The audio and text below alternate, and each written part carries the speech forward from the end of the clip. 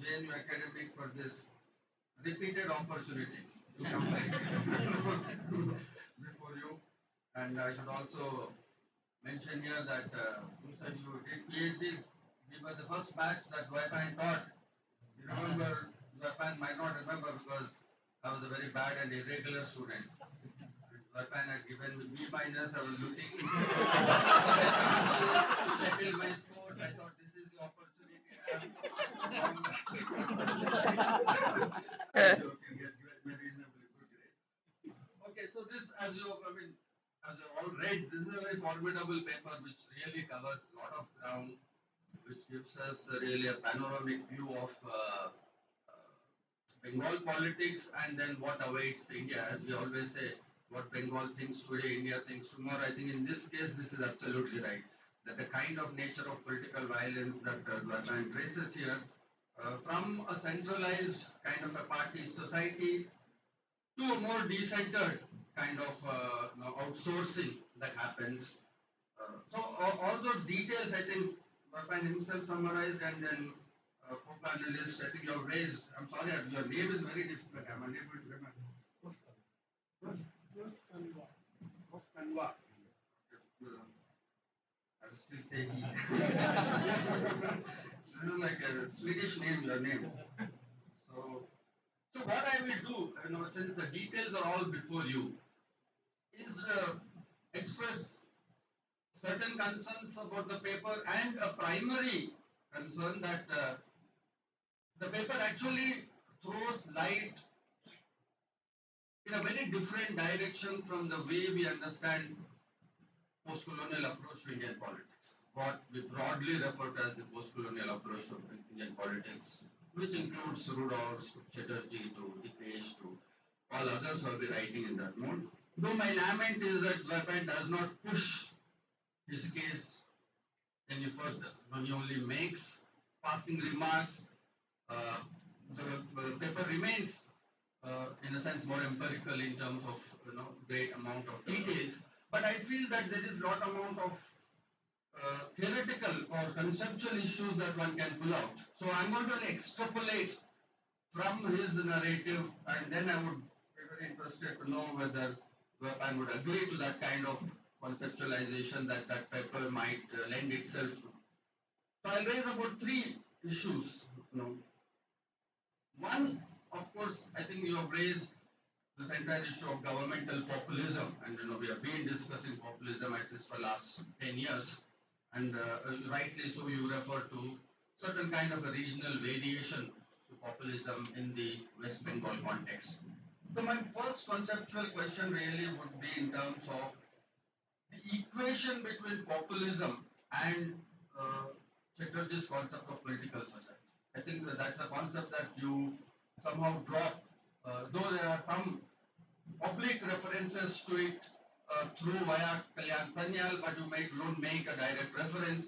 But I think there are certain points that which you make, which seem in a very direct tension and conflict with the formulation of political society. Unless things have changed in a dramatic fashion, because I think political society came in 2004, and then it's been about 20 years now. So one would be that kind of an argument you can take in terms of time scale. But in otherwise, I mean that mode of theorization of Partha Chatterjee, I think is not 2004, but it draws from subaltern studies, and it's a very long duty kind of a sustained framework of analyzing Indian politics. So you make you question in your section that about the cooperative spirit, the emphasis that is laid on cooperative spirit, and which I think lends itself to things like what Chatterjee himself refers to creative power of community. And your emphasis is in terms of growing social fragmentation that has taken place, not only from parties, centrality of party to community in decentralization, but intra-community conflicts also. You show kinds of range of conflicts, and therefore a condition where political violence has become a kind of a structural condition in Bengal. Uh, which goes with my own paper we did. I co-authored Chatterjee, we edited a volume taking Kazipalli, a polluted village, which is precisely the point we make, that we don't find that kind of subaltern communitarian kind of an the approach that Chatterjee takes in terms of political society being a new form of a community where people come from different things but they strike a common, which almost like Lovelock's idea of equivalence and community taking that shape, and where we argued that that cannot be possible because the structural context of political economy simply does not lend itself to that kind of cooperation. So Chatterjee's looks like more of an anomalous, selective picking of something rather than something that we can use as a sustained framework to analyze Indian politics. So instead, Indian politics is actually flowing in terms of rampant social fragmentation, rise of sectarianism, rise of inter-subaltern conflicts, and that overlaps with partly the kind of justification that Weapon also made today in terms of legitimizing corruption as some kind of a questioning of the structural context of why only corporates, why not us? That kind of a rendering somewhere is also legitimizing the growth of this kind of an intra-subaltern context. So for my first question really would be that I think social fragmentation and intra-subaltern conflict is right at the heart of your paper, which takes us completely in a different direction from post-colonialism, particularly Chatterjee's writing, but much more from subalterns onwards. That therefore this can be extended in terms of this deployment of community as an empty category in much of post-colonialism. The way they deploy the idea of a community, it's actually both pre-sociological and also ahistorical. That we don't actually get that subalternity is, in one sense, if you read them, is a very prefigurative condition that that is independent of the subject positions, and which comes across in subaltern studies. That they have a sense of subalternity and then social positions are kind of read into rather than emerging from social conditions themselves. Therefore, that category becomes so elastic that Pathuda in a personal conversation in Kolkata said that even Mamta Banerjee is a subaltern because of non-English speaking persona in terms of it's a discomforting, but I mean it could be a provocative question, but nevertheless, what kind of a formula? It seems to be more of an ethical formulation rather than a political formulation, which also I think misses the question of power dynamics within community. Much of the post-colonial, which I think comes across very clearly in your writing, that there are power dynamics that are internal to community.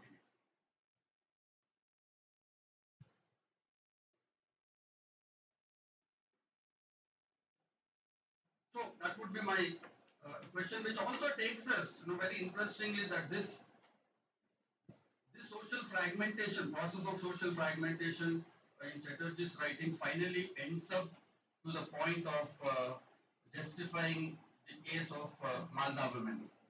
I don't know if you're that Pathuda gives this, his very famous example, even in his rejoinder to my edited volume, he gives this example of a single old woman in Malda who kind of sits before the block office, then goes to the panchayat, and then keeps getting, either some welfare scheme or a blanket or some dole.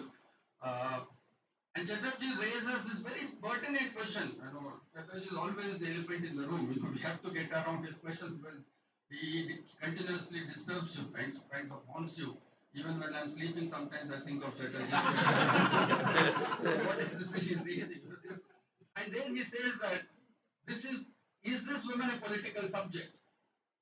And he says that I find it unconscionable to kind of blame this woman as not being a political subject. Yeah, so so there is, at one level he's trying to attribute a certain agentive role to this Malda women, but from another frame it almost looks close to rational choice. What you do, what works on the ground. So there is a sense of pragmatism. There is a sense of that justification of that transactional mode in subaltern politics, but then we are also critical of transactional politics when it comes to structural analysis. So there is this kind of partly that I found in Dwarpan's analysis also that it seems to be moving on two legs. You know, that on one hand, at a descriptive level, at a structural level, you critique transactional politics, but in terms of subaltern everyday interaction, you seem to think that that kind of opens up alternatives for subaltern agency. So this question, the kind of question that Chatterjee is raising, that is this women in Malda a political subject?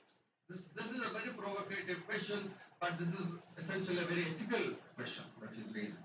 And therefore, the question is, how do we frame question of subaltern agency in a way without condemning the subaltern? So that's the continuous question, I think, at the heart of Subaltern Studies project, but more so in his recent formulations on political society, which then get reflected partly, I think Dwarpan does kind of both. Which also kind of takes me to the book that Dwarpan refers to in his work, Parthoda's book on populism, I Am the People, where I was completely taken aback by his reading of populism. Then you are suddenly struck by this, that populism, he reads it as a continuation of passive revolution, and populism essentially as a political management of capital and processes of accumulation. Those are his broad formulation of how he reads the populist phenomena.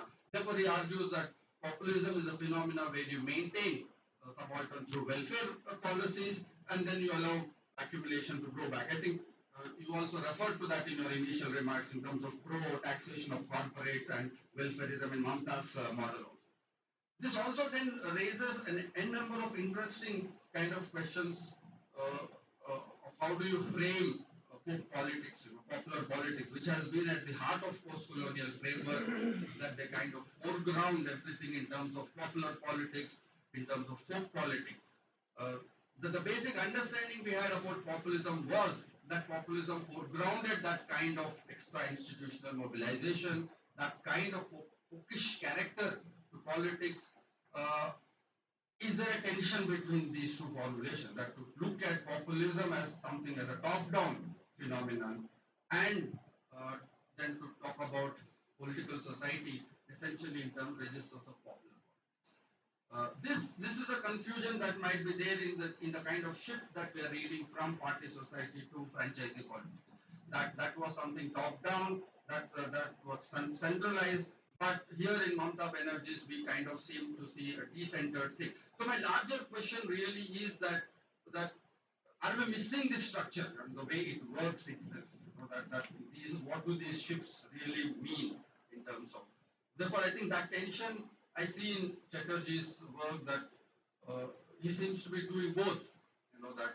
He makes a structural reading of populism as something that allows accumulation process, that essentially is a continuation of passive revolution when you read it from a structural point of view.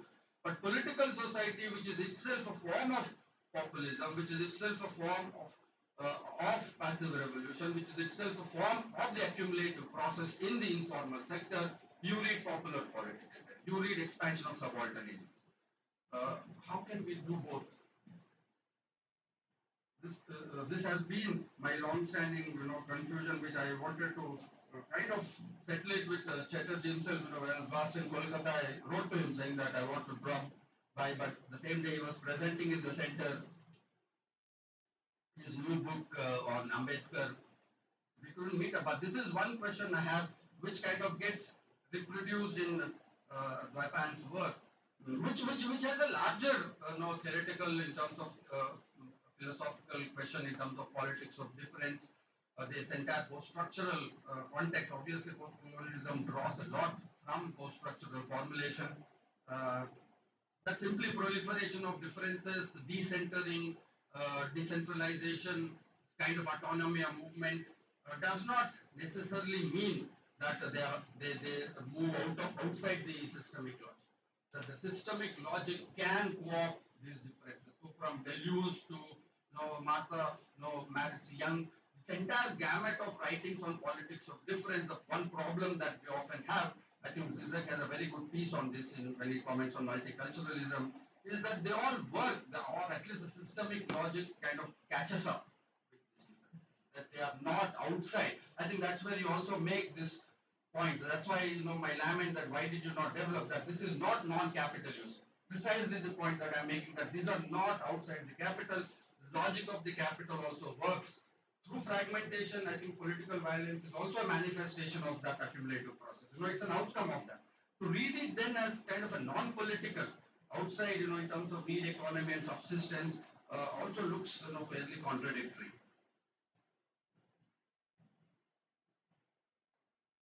Which also then goes to,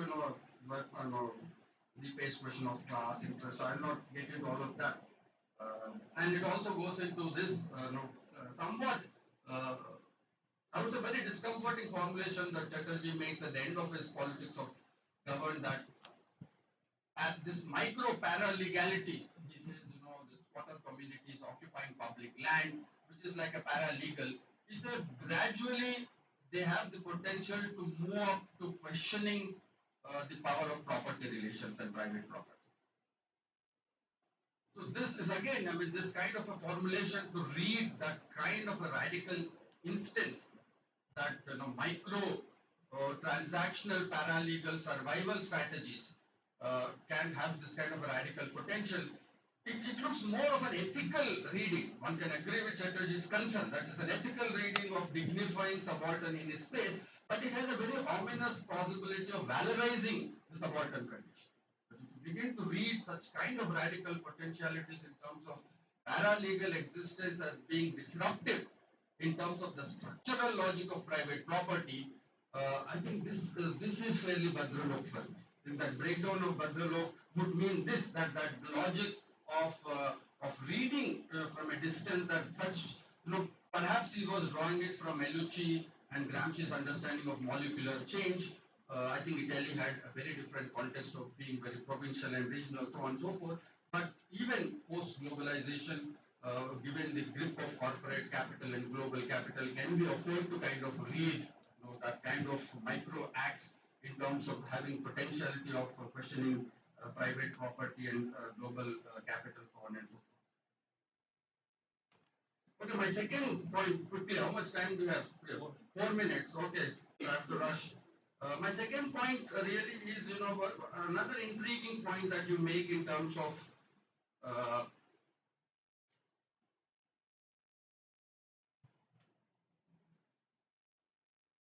I think even in your, I went back and read your piece on party society. I think the one running theme that really comes across is this, that party in Bengal manages to generate the strongest sense of belonging, which in a sense you seem to argue, which can be more intense than one's identity with social and religious.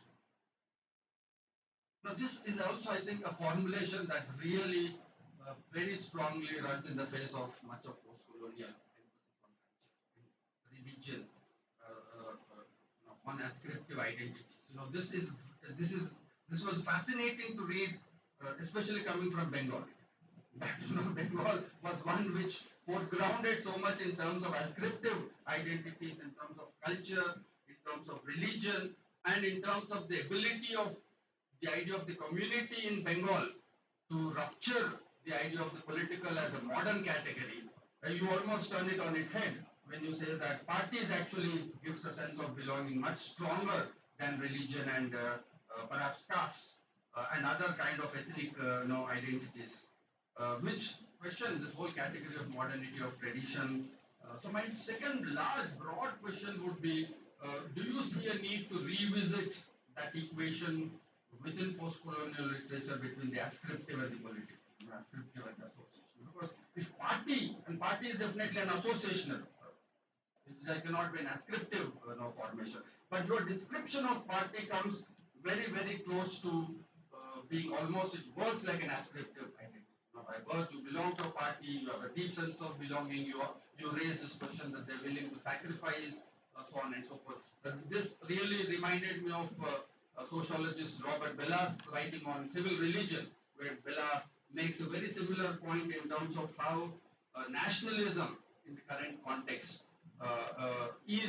it almost works like a religion. that you have a national anthem, it's a faith-based practice, you have a belief system, you have a national flag, you have rituals that you follow. So here it actually makes this oxymoron concept civil and religion together and says nationalism is the civil religion. It looks like party is the new civil religion that in the Bengal context, which then actually opens up lot more space in terms of questioning the equation between the cultural and the political, which can give us interesting clues to more contemporary formulations that we have had.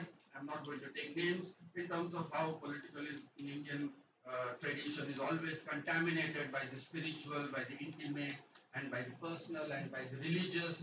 Uh, but in Japan's writing, it is actually hyper-political. Bengal is hyper-political, and it actually is, kind of swallows up religion, community. Now I feel South we are better off. We have community religion apart from party.